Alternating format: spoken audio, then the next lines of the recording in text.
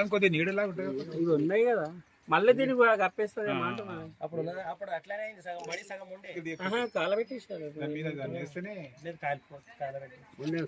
మళ్ళీ దీన్ని స్టార్ట్ చేయొద్దు ఇదంతా ఉండదు ఇంత స్వామికి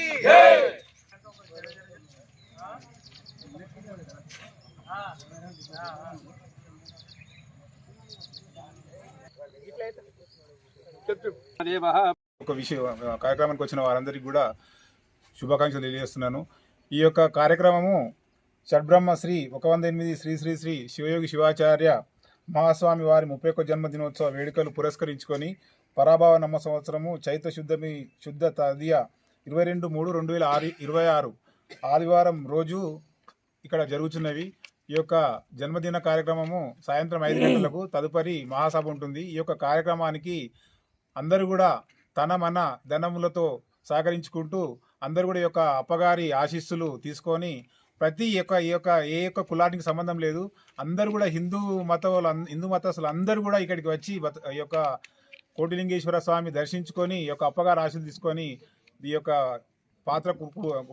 ఈ యొక్క దీనికి ఆశీస్సులు తీసుకొని వాళ్ళు సఫలీకృతులు అవుతారని తెలియజేస్తూ ప్రతి ఒక్కరు కూడా వచ్చి ఈ యొక్క అప్పగారికి ఆశీస్సులు తీసుకొని మనము సఫలీకృతం కావాలని తెలియజేస్తూ ముగిస్తున్నాను. జంగమయ్య గుట్ట తంగేడిపల్లి గ్రామంలో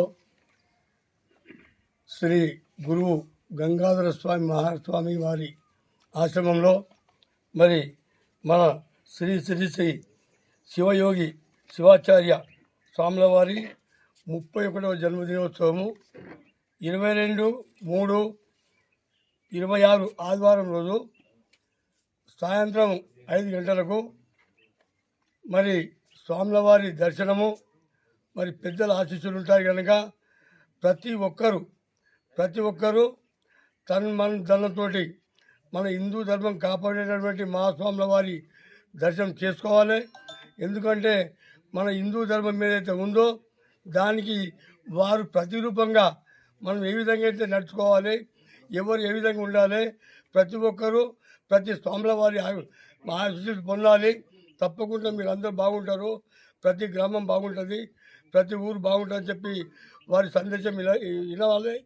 మనకు తోచినంత మటుకు ప్రతి ఒక్కరు సహాయసహకారంతో ఇక్కడికి వచ్చి మరి స్వాముల వారి కృపకు పాత్రలు కావాలని అందరికీ మనవి చేస్తూ ఈ అవకాశం ఇచ్చినటువంటి పెద్దలకు తప్పకుండా 22/3/26 రోజు సాయంత్రం ఆదివారం తప్పకుండా మనము మన ప్రతి ఒక్కరికి తెలియపరుస్తూ అందరూ తీసుకురావాలని చెప్పి మనవి చేస్తూ ఇది చెప్పినందుకు మీరందరూ ధన్యవాదాలు చెప్తూ ముగిస్తున్నాను.